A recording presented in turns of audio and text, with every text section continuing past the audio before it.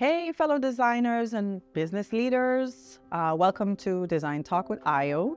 Today's episode, we are going to talk about color palettes and why that's important, the psychology behind it, and how to get your company ready to really face the world of design and branding and really leverage that understanding.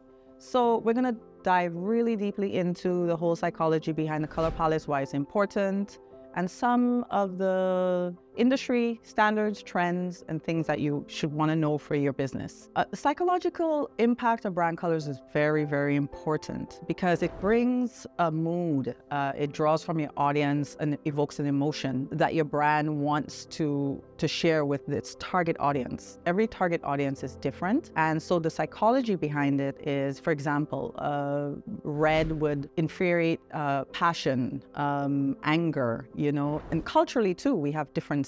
For example, white in the Western culture would signify purity, innocence, and in Asia, that would be something of mourning, bad luck.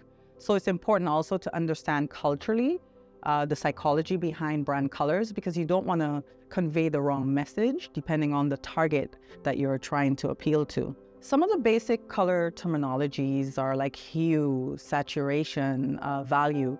So hue would be the primary sort of colors, and saturation would be the intensity of the color, whether it be the lighting, how it plays on it. Is it going to be very contrast versus, non-contrast? And generally there's a 60-30-10 rule. So the 60 rule would be the basic primary color that you will use mostly in your design. Then you have the 30% rule, which would be the complementary color, right? And then you would have the 10% would be the accent color.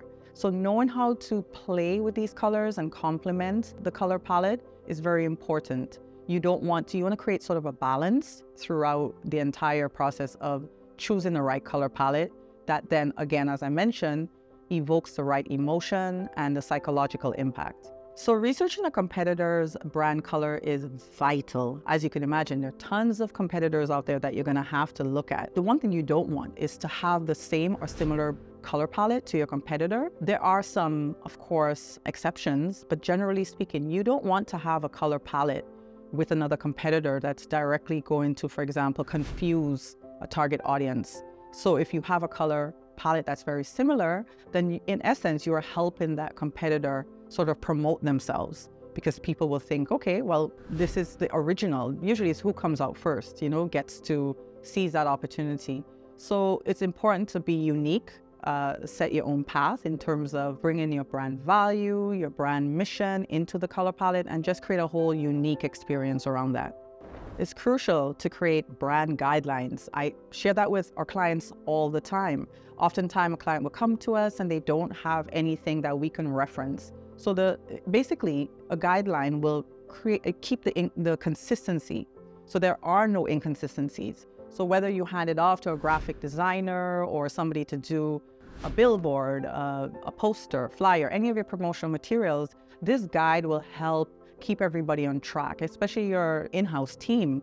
So everyone understands, it also saves time. Imagine you're a CEO, you don't have time, or a marketing person, you don't have time to really go over the explanations as to what your brand mission or the values. So by having this guideline that you can just hand off, it saves time. Everybody gets to follow these rules and it's consistent. It also builds trust with your audience so that there's, an even, consistent look and feel throughout the entire process of your brand.